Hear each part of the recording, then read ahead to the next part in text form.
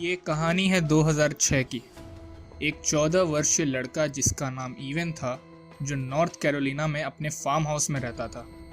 उसके farm house की ज़मीन पे केवल पाइन के पेड़ लगे हुए थे और उसके घर के आसपास कोई भी पड़ोसी नहीं थे। वो लोग बिल्कुल ही अकेले रहते थे। उनके घर के लिविंग रूम में एक बड़ी सी खिड़की थी। उस खिड़की की यह खास बात थी कि वो एक पूरे दीवार जितनी बड़ी थी और उस खिड़की से घर के सामने का पूरा नज़ारा दिखता था। उनके घर के सामने एक लौती सड़क थी जो वहाँ जाने और आने दोनों के लिए इस्तेमाल होती थी और वो भी उस खिड़की से नज़र आती थी।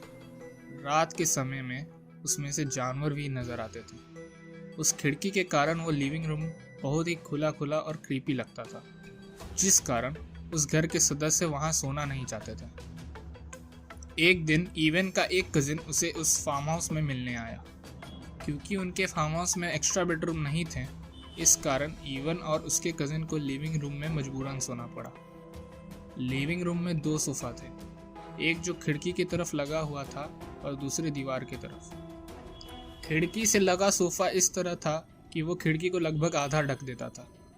उस रात इवन खिड़की वाले सोफ़े पे सोया और उसका कजिन दीवार वाले पे। उन्होंने खिड़की के ऊपर पर्दा लगा दिया था। क्योंकि खिड़की बहुत बड़ी थी, वो पर्दा पूरे खिड़की को ढक नहीं पाया और पर्दे के दोनों तरफ खिड़की के कुछ हिस्से खुले रह गए थे। सोने से पहले इवन और उसके कजिन ने बहुत देर तक बातें की और आखिरकार आधी रात को उन्हें नींद आ गई। लेकिन कुछ 2-3 घंटे बाद ही उनकी नींद खुल गई, क्योंकि उन्हें इवन के कुत्तों के भौंकने की आवाज़ आ रही थी। यूँ तो इवन इस चीज़ का आदी हो चुका था, क्योंकि उसके कुत्ते कभी कभी जंगली जानवर को देखकर भौंकने लगते थे।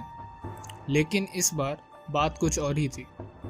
इवन अपने सोफे पे ही लेटा हुआ था जब उसका कजिन उठकर खिड़की के खुले हिस्से से झांकने लगा। जब उसने बाहर देखा तो वो बिल्कुल स्तब्ध रह गया और उसे देख इवन भी उठकर बाहर देखने लगा।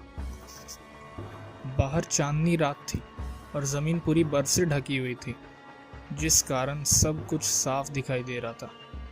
वहाँ उन्होंने देखा कि एक आदमी था जो पेड़ों के बीच में चल रहा था।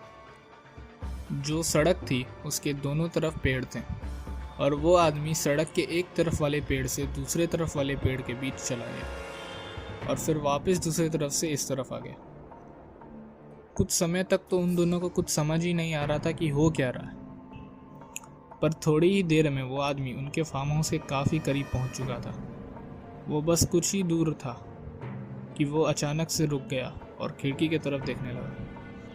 ये देखकर इवन और उसका कजिन घबरा गए और कुछ समय तक देखने के बाद वो आदमी काफ़ी तेज़ी से उनके तरफ दौड़ने लगा। इसे देख दोनों भाई बहुत ज़्यादा डर गए थे और भागते भागते पीछे गिर गए।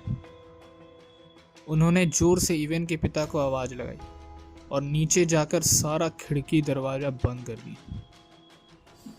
इवन के पिता ने बंदूक उठाई और बाहर चिल्लाकर देखा कि कोई है तो नहीं, पर वहाँ कोई भी नहीं था। वो वापस आ गए और उन दोनों को किसी तरह बहला फुसला कर सुला दिया, यह कहकर कि वो सिर्फ उनका वहम होगा। अगली सुबह जब वे उठें तो सबसे पहले उन्होंने बाहर जाके देखा कि कहीं बर्फ़ पे किसी के पैरों के निशान मिल जाएं। और सच में वहाँ पैरों के निशान थे, और वह भी एक नहीं 2।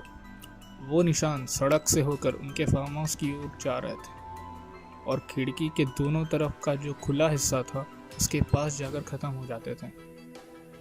उनका मानना था कि जब सब सो गए तब वो दोनों आदमी खिड़की में से अंदर झांक रहे होंगे, लेकिन उसके बाद कहाँ गए पता नहीं। इवन के पिता ने बंदूक लेकर उन निशानों का पीछा करते हुए जंगल की ओर गए, लेकिन कुछ दूर बाद ही वो निशान बर्फ में दब गए और गायब हो गए।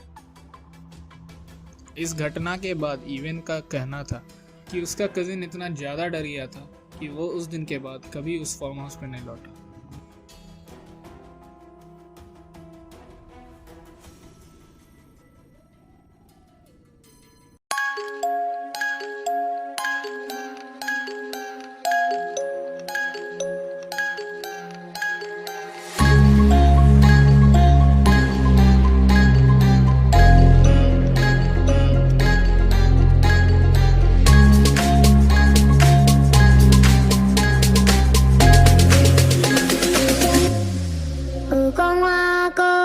BPS only.